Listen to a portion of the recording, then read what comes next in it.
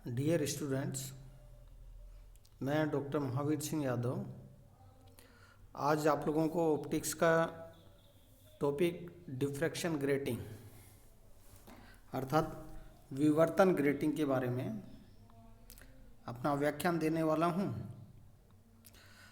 Diffraction grating क्या होती है, कितने प्रकार की होती है, किस तरह से इसको उपयोग में ले सकते हैं, इस बारे में मैं आज आप लोगों के साथ चर्चा करने वाला हूँ। तो सबसे पहले तो मैं विवर्तन ग्रेटिंग क्या होती है इसके बारे में आप लोगों को बता देता हूँ। ग्रेटिंग एक ऐसी व्यवस्था है जिसमें बहुत बड़ी संख्या में समान चौड़ाई के रेखा छिद्र परस्पर समानांतर दूरी पर स्थित होते हैं और इसकी जो रचना सबसे पहले रोलैंड नाम के एक फिजिसिस्ट हुए, उन्होंने 1882 में की थी। स्पेक्ट्रोस्कोपी में ग्रेटिंग एक अत्यंत महत्वपूर्ण उपकरण टूल के रूप में उपयोग होता है। यहाँ ये जो विवर्तन ग्रेटिंग है, ये विवर्तन ग्रेटिंग दो प्रकार की होती है। जैसे मैंने इसके अंदर लिखा है कि जो पहली है उसको बोलते हैं समतल पारगमन ग्रेटिंग कह देते हैं, अंग्रेजी में उसको बोल देते हैं प्लेन ट्रांसमिशन ग्रेटिंग के नाम से इसको जानते हैं। जबकि जो दूसरा इसका प्रकार है उसको परावर्तन ग्रेटिंग या उसको रिफ्लेक्शन ग्रेटिंग के रूप में भी इसको नाम दे दिया जाता है। और उसके उपयोग के आधार पर यहाँ इसको और दूसरी तरह से कॉनकेव रिफ्लेक्शन ग्रेटिंग भी कह दिया जाता है। तो ये क्या है, किस तरह से काम करते हैं, इनके बारे में मैं आप लोगों को संक्षिप्त जानकारी यहाँ बता रहा हूँ। सबसे पहले मैं समतल पारगमन ग्रेटिंग के बारे में बताता हूँ। तो समतल पारगमन ग्रेटिंग क्या होती है, इसकी रचना में कांच की प्रकाशीय रूप से समतल पारदर्शी प्लेट के पृष्ठ पर हीरे की पैनी नोक से समांतर तथा बराबर दूरी पर अति निकट वृहत संख्या में रेखाएं खींची जाती हैं। जब इस पट्टिका पर प्रकाश आपतित होता है तो खुदे हुए निशान अपारदर्शी होने से उनसे प्रकाश अवरुद्ध होता है, परंतु खुदे हुए निशान के मध्य पारदर्शी भाग रेखा छिद्रों के समान कार्य करते हैं और इनमें से प्रकाश पारगमित होकर विवर्तित होता है। इस प्रकार बनी पट्टिका को समतल पारगमन ग्रेटिंग कहते हैं। रेखा छिद्रों के मध्य अंतराल प्रकाश के तरंग दैर्घ्य के कोटि का होना चाहिए, जिससे विवर्तन द्वारा प्राप्त स्पेक्ट्रम का सरलता से अध्ययन किया जा सके, उसकी स्टडी की जा सके। इस समतल कांच की प्लेट पर हीरे की पैनी नोक से 1 इंच में लगभग 10,000 से 15,000 रेखाएं खींची जा सकती हैं। इस प्रकार बनी ग्रेटिंग का मूल्य बहुत अधिक होता है तथा इसको क्या बोलते हैं, मास्टर ग्रेटिंग कहते हैं।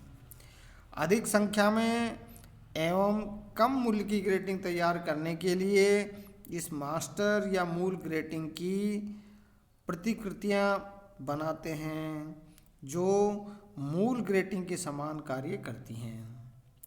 प्रतिकृतियां तैयार करने के लिए एक विशेष प्रकार के सेलुलोस एसीटेट के घोल की समान मोटाई की परत ग्रेटिंग पर डालकर सुखा ली जाती है।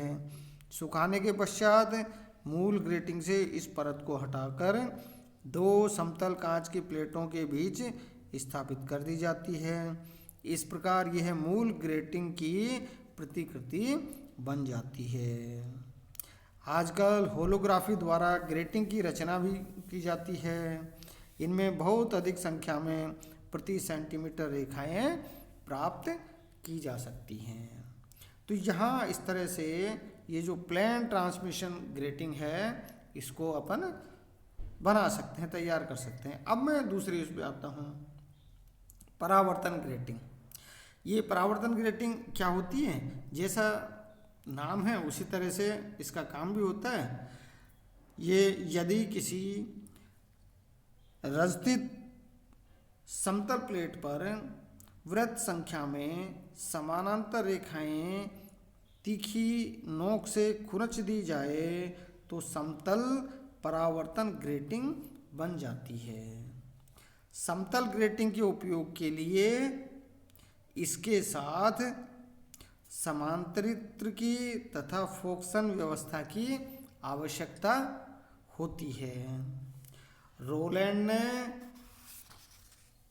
अवतल परावर्ती पृष्ठ पर ग्रेटिंग की रचना की जिसमें स्वतः फोकसन किया गया स्पेक्ट्रम प्राप्त करना संभव हुआ। ऐसी ग्रेटिंग को अवतल परावर्तन ग्रेटिंग अर्थात कॉनकेव रिफ्लेक्शन ग्रेटिंग कहा जाता है। तो इस तरह से यहाँ ये विवर्तन ग्रेटिंग, जिसकी दो क्लास, समतल पारगमन ग्रेटिंग और दूसरा परावर्तन ग्रेटिंग क्या होती है, इसके बारे में बताया। अब मैं आगे चलता हूँ। तो ये जो ग्रेटिंग होता है, जैसे ग्रेटिंग से और स्पेक्ट्रम बनता है। स्पेक्ट्रम किस तरह से बनता है, ये स्पेक्ट्रम समानांतर एन रेखा छिद्रों से जब प्रकाश गुजरता है तो विवर्तन भी होता है और उसका अध्यारोपण व्यतिकरण प्रभाव भी उसका होता है, और उनके कारण से विवर्तन या जो स्पेक्ट्रम है वो इसके अंदर बनता हुआ हमें दिखाई देता है। इसके स्पेक्ट्रम की कुछ विशेषताएं होती हैं।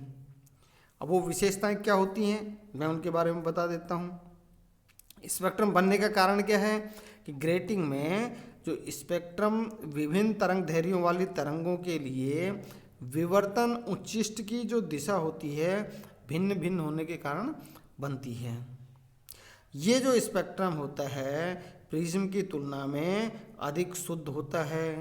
इसमें जो स्पेक्ट्रमी रेखाएं होती हैं वो सीधी होती हैं। ग्रेटिंग स्पेक्ट्रम ग्रेटिंग के पदार्थ पर निर्भर नहीं करता है, यह ग्रेटिंग अंतराल पर निर्भर होता है। और ग्रेटिंग की जो विभेदन क्षमता बहुत अधिक होती है, इसलिए स्पेक्ट्रम की सूक्ष्म संरचना को भी प्रकट कर देती है ये। तो ये कुछ ये जो ग्रेटिंग है उस ग्रेटिंग की कुछ अपनी स्पेक्ट्रम की कुछ विशेषताएं हैं। अब ये जो ग्रेटिंग स्पेक्ट्रम है वो किस तरह से बनता है, उसको कैसे समझ सकते हैं और इसमें उच्चिष्ट का मान किस बात पर निर्भर करता है वो अब हम इसमें देख सकते हैं। तो नेक्स्ट में चलता हूँ। तो इसके अंदर आता है ग्रेटिंग स्पेक्ट्रम। ग्रेटिंग का स्पेक्ट्रम क्या होता है? ग्रेटिंग वृहत संख्या में समान चौड़ाई के समांतर रेखा छिद्रों की प्रायोगिक व्यवस्था होती है। अतः एन रेखा छिद्रों द्वारा उत्पन्न विवर्तन के लिए हमने फ्रोनहोफर विवर्तन का स्टडी किया है, तो उसी सिद्धांत पर ग्रेटिंग काम करती है। वही सिद्धांत ग्रेटिंग के लिए भी यथार्थ है। यहाँ हम उस सिद्धांत से प्राप्त मुख्य तथ्यों को आप लोगों के नोटिस में ला रहे हैं, वर्णित कर रहे हैं। यदि ग्रेटिंग के प्रत्येक रेखा छिद्र की चौड़ाई स्मॉल ई व रेखा छिद्रों के मध्य अपारदर्शी भाग की चौड़ाई क्या हो, स्मॉल बी, ये यहाँ स्मॉल बी है, तो ग्रेटिंग के तल पर लंब से थीटा कोण पर विवर्तन प्रतिरूप में जो तीव्रता है वो दो भागों से मिलके बनी होती है, अर्थात I equal to I0 sine alpha upon alpha whole square into sine N beta upon sine beta whole square. Equation 1 के द्वारा इसको लिख दिया जाता है। जहाँ एल्फा है वो एल्फा किसको रिप्रेजेंट कर रहा है, वेर एल्फा इक्वल टू ये पाई ई साइन थीटा अपॉन लैम्डा के द्वारा रिप्रेजेंट किया जाता है, जबकि बीटा किसके द्वारा रिप्रेजेंट करते हैं, beta equal to pi e plus b sine theta upon lambda होता है। यहाँ ई प्लस बी क्या है, ग्रेटिंग अंतराल कह देते हैं इसको, और जो ए है जो ई है वो किसको रिप्रेजेंट कर रहा है, पारदर्शी भाग की चौड़ाई को, और जो बी है वो किसको रिप्रेजेंट करता है, अपारदर्शी भाग की चौड़ाई को रिप्रेजेंट करता है।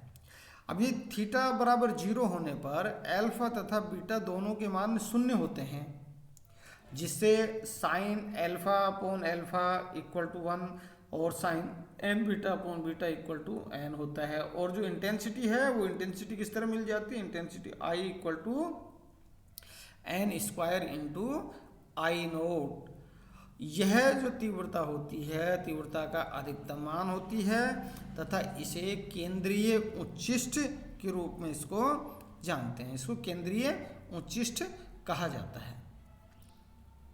अब यहाँ तीव्रता वितरण में जो प्रथम घटक है जिसको साइन अल्फा अपॉन अल्फा के रूप में इसको व्यक्त किया है, यहाँ ये प्रथम घटक है, ये एकल रेखा छिद्र के द्वारा विवर्तन को निरूपित करता है। इस घटना से प्राप्त मुख्य उच्चिष्ट का विस्तार केंद्रीय रेखा के दोनों ओर sine theta equal to plus minus lambda upon E द्वारा दिया जाता है। विवर्तन उच्चिष्ट में एन रेखा छिद्रों से प्राप्त तरंगों में व्यतिकरण के कारण अनेक उच्च व निम्नष्ट स्थित होते हैं, अतः प्रभावी रूप से तीव्रता वितरण का द्वितीय पद ही जो व्यतिकरण के प्रभाव को निरूपित करता है महत्वपूर्ण होता है। ग्रेटिंग स्पेक्ट्रम में मुख्य उच्चिष्ट की स्थिति के लिए जो important condition beta equal to, ये क्या आ गया, beta equal to pi e plus b sine theta upon lambda equal to plus minus N lambda, या इसी को लिखें तो ये क्या आ जाता है, इससे आ जाता है e plus b sine theta equal to N lambda. ये एक इम्पोर्टेंट इक्वेशन हमें ये मिल जाती है, important equation e plus b sine theta equal to N lambda, जहाँ एन का मान क्या हो सकता है, 0 plus minus 1 plus minus 2 plus minus 3 कुछ भी हो सकता है। यहाँ e plus b grating element, grating अवयव, या इसको ग्रेटिंग अंतराल के नाम से इसको जानते हैं, जो कि मैंने पहले आप लोगों को बताया है। अब यहाँ ये जो समीकरण है, इस समीकरण को ग्रेटिंग समीकरण कहते हैं। ये जो e plus b sine theta equal to N lambda वाली जो इक्वेशन है, इसको ग्रेटिंग समीकरण कहा जाता है तथा यह विवर्तन कोण थीटा की लैम्डा पर निर्भरता प्रदर्शित करती है। एन के विभिन्न मानों अर्थात 0, 1, 2 आदि के लिए प्राप्त स्पेक्ट्रम क्रमशः 0, प्रथम, द्वितीय आदि क्रम के स्पेक्ट्रम कहलाते हैं। n इक्वल टू 0 के लिए लैम्डा के सभी मानों के लिए थीटा इक्वल टू 0 होता है तथा उच्चिष्ट आपतित प्रकाश का ही प्रतिरूप होता है। n के अन्य मानों के लिए भिन्न तरंग दैर्घ्यों की तरंगें भिन्न विवर्तन कोण थीटा पर उच्चिष्टों की रचना करती है, जिससे भिन्न रंगों की समांतर तीक्ष्ण रेखाओं के रूप में स्पेक्ट्रम प्राप्त होता है। तो आज के लिए इतना ही, बहुत बहुत धन्यवाद।